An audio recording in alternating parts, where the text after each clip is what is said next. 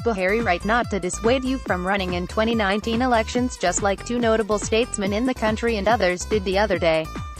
Nevertheless, you have done well to ask the messengers of the good and the bad intention to give you some time to think about a second term.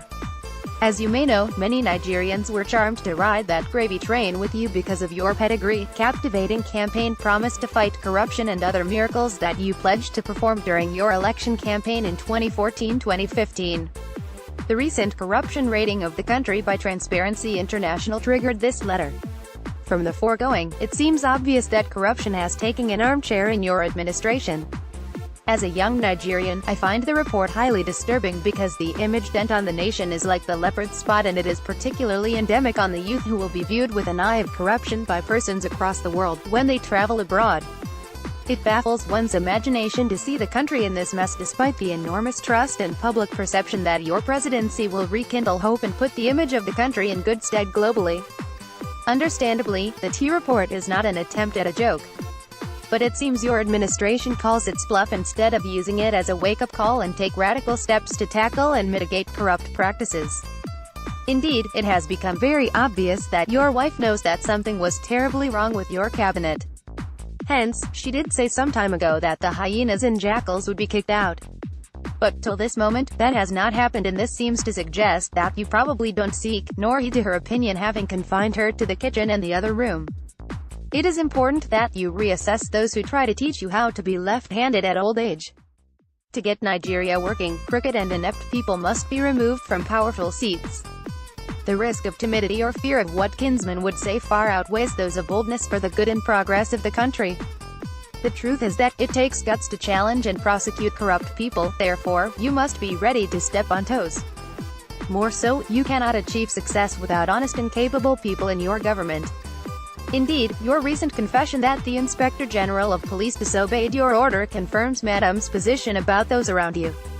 The other day, the army chief, who is supposed to defend the nation against any attack, whether internal or external, claimed that herdsmen in Benue is as a result of the grazing law. Even, the response from the presidency over the T report has been woefully weak and out of point.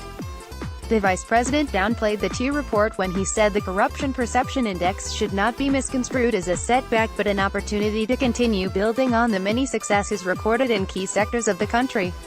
It will be nice for the presidency to answer this simple question: does success bring you down or take one up? Sir, I must tell you the truth. I believe you should have known by now that your administration's fight against corruption has been simplified and rendered your office as a toothless bulldog.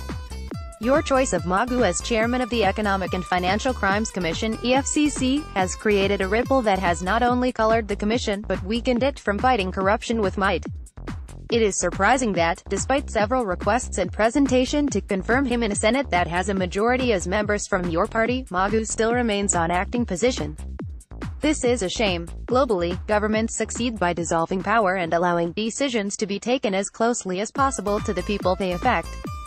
But, in Nigeria, every organ of government chooses to hide behind the constitution and stand tall like an Iroko tree, refusing to allow democratic flow of power to affect the people positively.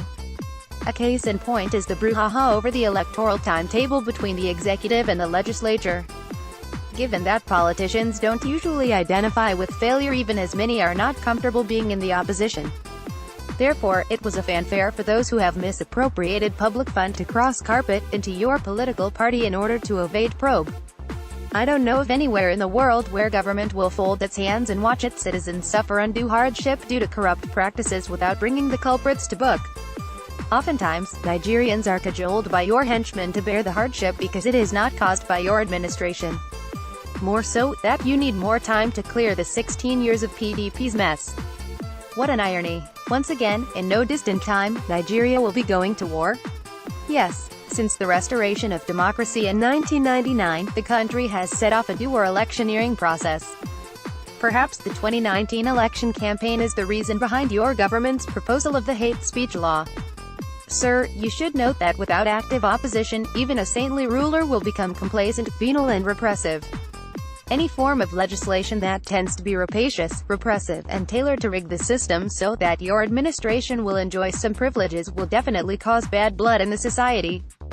I, therefore, implore you, sir, to apply a sensible spirit of caution and wisdom in all that you do. I'm optimistic that you will win the fight against corruption before corruption the country.